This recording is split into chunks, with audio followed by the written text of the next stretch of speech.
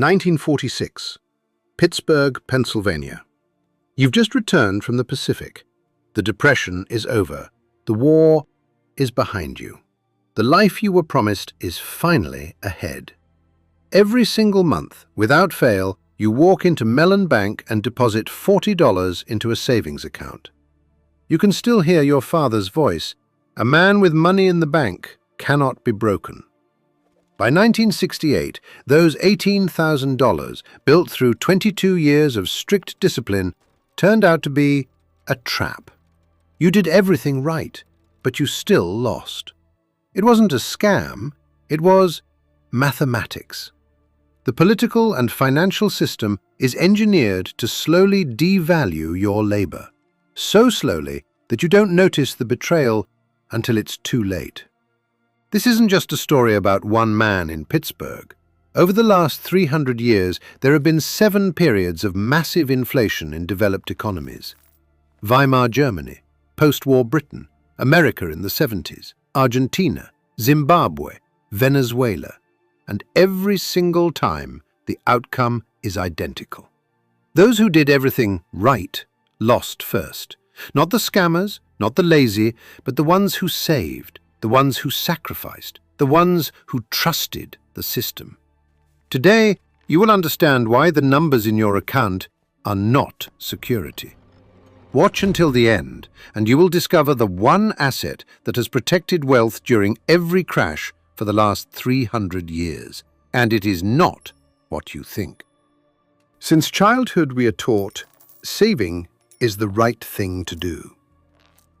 It sounds like wisdom, but it acts like a tax. In 1971, a first-class stamp cost 8 cents. Today, it's 68. The average price of a home in America was $24,000. Today, it's over $400,000. Most people say prices are rising, it's just inflation, it's normal. But that is the wrong formulation. Prices are not rising. Money is devaluing. Those are two completely different things, and the difference between them cost that steelworker from Pittsburgh half of everything he earned in 20 years of his life. At 3% annual inflation, the Federal Reserve's official target, a dollar saved today will be worth exactly 41 cents in 45 years. This is not an accident. It is policy. You aren't watching your money grow, you are watching it melt. The logical answer seems to be put your money in the bank, earn interest, let it work for you. But here's the problem. From 2010 to 2021, the average savings account in America paid less than 0.1%. Inflation during that same period? About 2.5%. The gap is 2.4%. Every single year. Silently. Invisibly. Economists call this financial repression. A policy where the state borrows at rates below inflation. Does it sound like a conspiracy theory? It's not. Carmen Reinhardt and Belen Sprancia documented this mechanism for the IMF in 2011. They called it the liquidation of government debt. 3 decades of quiet theft from those who kept their money in bank accounts. The IMF calls it financial repression. Your bank calls it a savings account. In a few moments, I'll tell you about a man who entered the greatest financial catastrophe of the 20th century with massive debts and emerged as the richest man in Europe. His name was Hugo Stinnes, and what he did breaks every rule you've ever been taught. But first, ask yourself one question. Why doesn't the government just fix this? Look at the numbers. 2024, US national debt is $34 trillion, 123% of GDP. By 2025, interest payments alone will exceed $1 trillion. The system has only 3 ways to close a hole that big. 1. Sharply raise taxes. 2. Drastically cut spending. Or 3. Devalue the debt through inflation. The first 2 options are political suicide. The third option? It doesn't even require a vote. Imagine Britain after World War II. Debt was 250% of GDP. By 1991, it fell to 28%. How? Magic? No. 40 years of negative real interest rates. Ordinary Britons keeping pounds in banks, without even realizing it, paid off the national debt with their own savings. The advice to save money was never harmless. The system needs your deposits. It needs obedient capital that can be slowly siphoned off through inflation. The system is not broken. It works perfectly. The steelworker from Pittsburgh lost half his life not because he was stupid. He lost because he flawlessly followed the rules of the game. A game in which he was not a player, but a resource. Let's go back in time. Another continent, another reality. November 1923, Berlin. The German mark is plunging into the abyss, 4.2 trillion for $1. People are carting money in wheelbarrows, not from wealth. No, just that a wheelbarrow of banknotes barely covers the cost of a single loaf of bread. Families who saved their whole lives became beggars in a couple of months. Teachers, doctors, engineers, people who did everything right by the same rules as our steelworker. But there was one man who emerged from this meat grinder as an absolute winner. His method was so simple that it's hard to believe when hearing it for the first time. Hugo Stinnes, a German industrialist. Even before the hyperinflation hit, back when the mark was only beginning to weaken, he did something everyone else considered madness. He took out massive loans in marks to buy real assets, factories, coal mines, newspapers, real estate. While his neighbors were clutching their savings, he was turning paper into things you can touch. When the mark finally died, his debts vanished along with it. Zero. Void. But his factories and mines, they remained. He wasn't a visionary. He simply understood the golden rule of wealth they don't teach in textbooks. During inflation, debt in a falling currency is an asset. The currency itself is the liability. Inflation is a tailwind for asset owners and a hurricane in the face for everyone else. His neighbors lost everything for that exact reason. Remember, wealthy families don't hoard currency, they use it to buy land, businesses, and real things, things that cannot be devalued by a politician's signature. It happened in Germany, Britain, Argentina, Zimbabwe, and Venezuela. One principle, 3 centuries of proof. Next, I will show you the 3 asset classes that have saved fortunes in every financial apocalypse.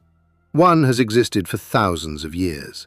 The second is widely considered too complex. And the third is simpler than you think. And not a single one of them will ever be offered to you by a bank. Asset number 1. Productive land. The 1930s. Argentina was at the peak of its wealth. Buenos Aires was called the Paris of South America. The middle class was calm. The peso was stable. And then, decades of chaos, defaults, hyperinflation.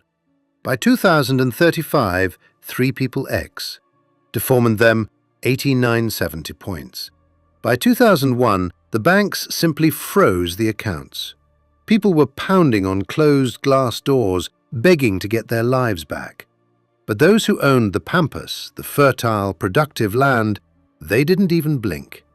Their land produced grain and meat always cost dollars on the global market. They didn't care about the peso. They didn't care what the president decided. The land produces. The land feeds.